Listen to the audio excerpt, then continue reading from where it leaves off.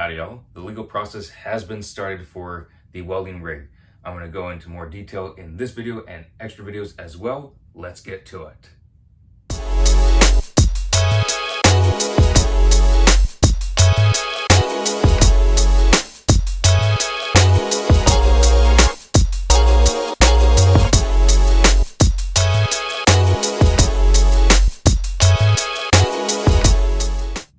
Alrighty, as I mentioned, the legal process has been started. There will be follow-up videos going over this particular topic because it is a lot to go over.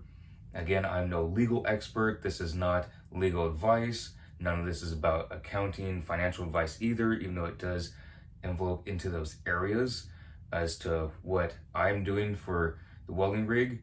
And that is a S corporation, so it's a self-corporation. It's not a sole proprietorship or an LLC. It's an S corp, which is different from a C corp.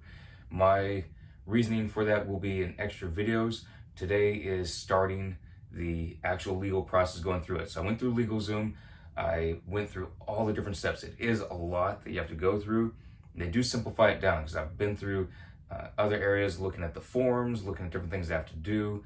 And I actually hired a registered agent through them, which was very helpful. So that way any legal documents goes to them, because there's gonna be a lot coming to me. There's gonna be scams left and right. I already know about this, research that I've done.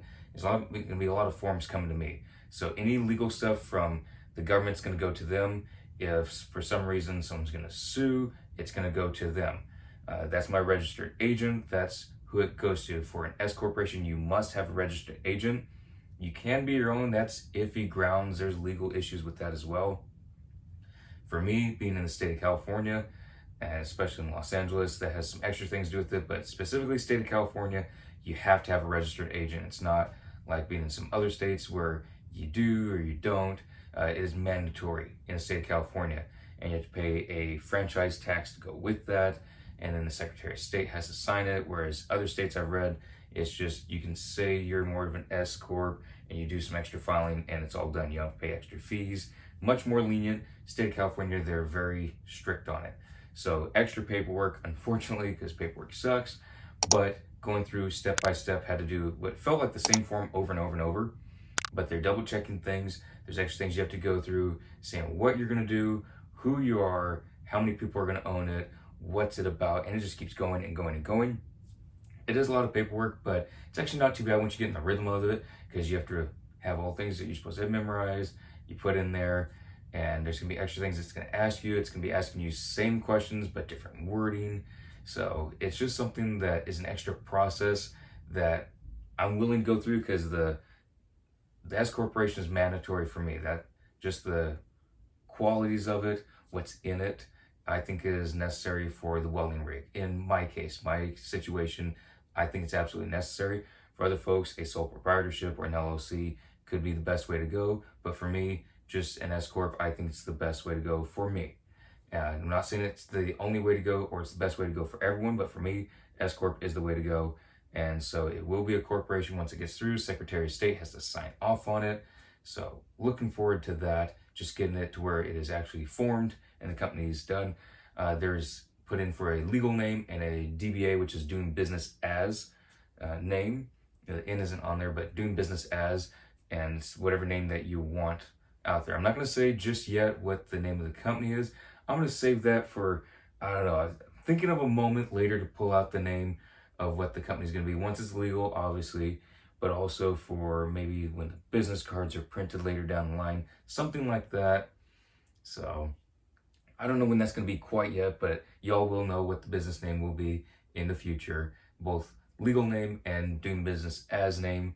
But the legal process has been started. There will be another video following up on this, specifically on the choice between sole proprietor, LLC, and S corp. It will go into more detail. Again, it won't be about legal advice. I'm not a lawyer or an accountant by any means. So this will just be me saying why I chose what I did versus what could have done, but I didn't do. But the process has been started. I will say that if y'all are in the state of California, LegalZoom did great by me so far. I don't see anything wrong with them. All the research that I've done, it looked pretty good, like they're a good company to go with. So far, it seems good. there was a little bit of question thing. I went to their little bot and it paired me up with one of their tech people and they helped straighten it out, which is really good.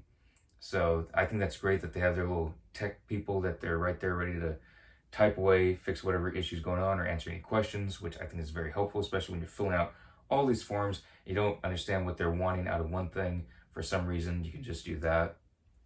But it's much easier than just doing all the paperwork yourself, sending it off, and then wait for it to come back. It goes to them. They'll let you know when things pop up, if there's an issue. So I think that's really good. And that's why I went with LegalZoom. That's pretty much what this video is about. Is it actually got started. It is in the works. I'll keep you all updated on why I chose different things and different parts about what I also got with LegalZoom that is going to be very helpful. So I'll keep you all just up to date as things are happening. Hope y'all enjoy, and I'll see y'all in the next video.